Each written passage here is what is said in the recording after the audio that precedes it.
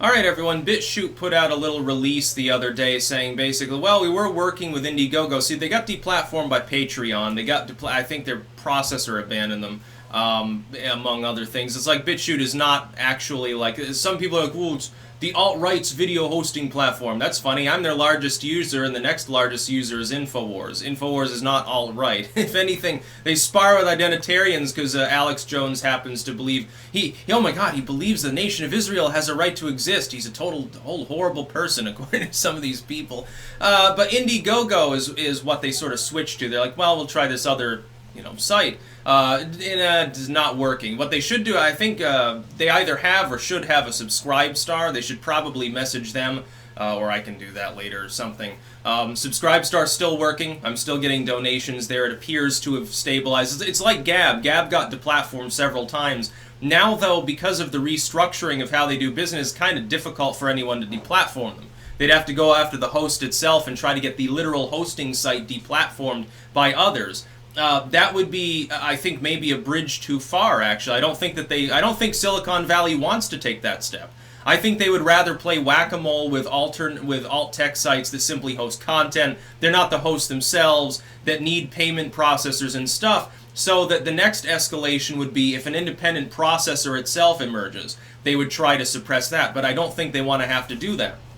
Unfortunately, in due time. It's probably inevitable, because evolution takes place on a technological scale as well. But Bitchute has done nothing. I mean, again, as far as I know, there's no particular provision on Indiegogo where the site has to mass suppress all material because it's declared to be wrongthink by Google or Facebook or something. It's like, and Silicon Valley is doing this to be monopolistic. You do realize that the real reason for all of this censorship is purely money.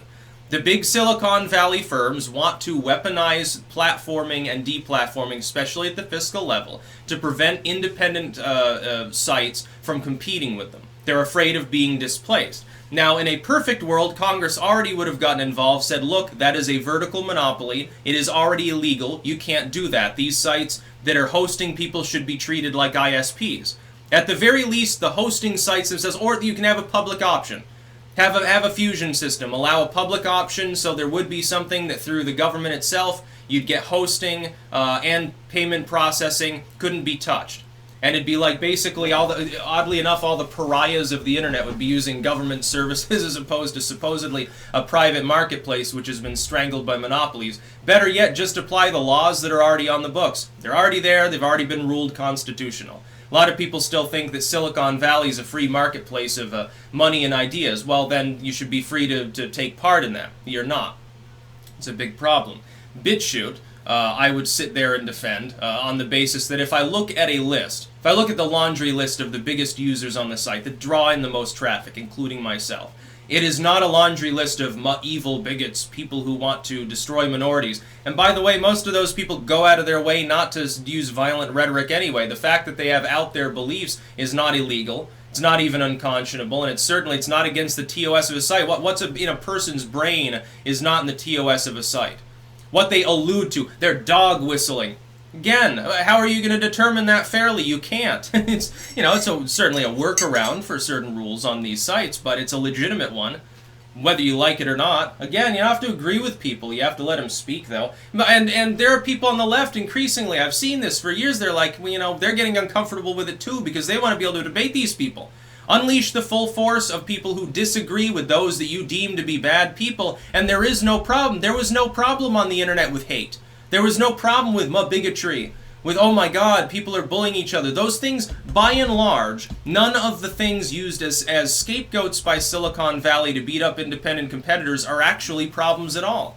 Conspiracy theories, that's the new thing. It's not a problem.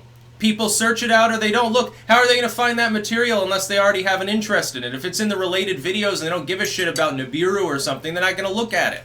Big fucking deal, and half the time they're going to say, oh, well, this is some spooky woo shit, and they're going to go listen to more Justin Bieber.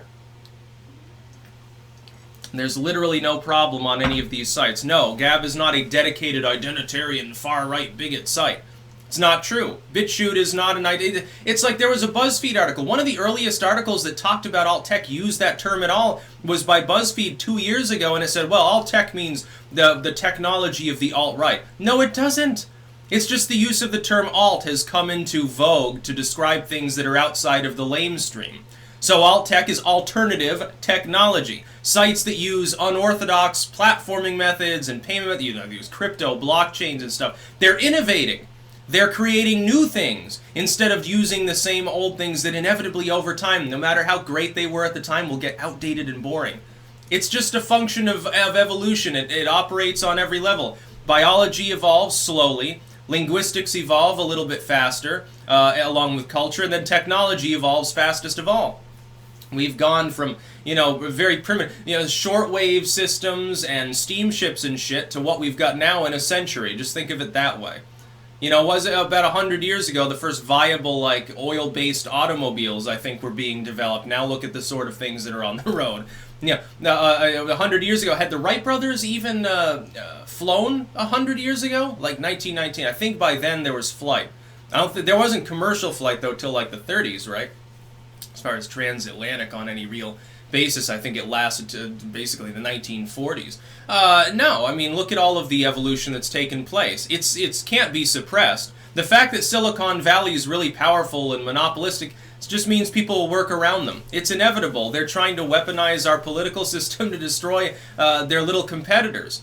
It's crazy talk. It's just like this. It's like they would love to make sites, trust me, Zuckerberg and all of his ilk would love it if Congress passed a law to make sites directly responsible for everything posted on them. Because they would just say, okay, well, the answer is we're going to heavily censor and deploy a lot of algorithms, thus lowering the amount of manpower required to make sure that nothing illegal is said on these sites. Meanwhile, their smaller competitors, are they able to do that? No. So it inevitably creates a monopoly. There you go, and Congress gets billions of dollars a year from these people. I wonder why they haven't touched this issue. That's what it's a function of. So no. Bitchute did nothing wrong. Indiegogo is obviously not going to become a viable alternative fundraising platform for people. Don't bother using them. Right now, it's basically you can accept crypto. There's Subscribestar, which is basically a more free speech version of Patreon. Patreon is still technically viable. My biggest worry there isn't about getting kicked off. It's about the site losing viability because it alienates too many of its users. At least users that my audience would tend to overlap with, like the political community. Because that's really my niche. It'd be bad. Yeah, it would definitely put a dent in my income. I'm thankful that with my literary surge now, that's the main source of money coming in, and not Patreon or crowdfunding in general. I mean, crypto is just fine. It's just, you get $5 of crypto, it might not be $5 tomorrow. It might be $2 and it might be $50, so you gotta keep that in mind. That's about all. Peace out.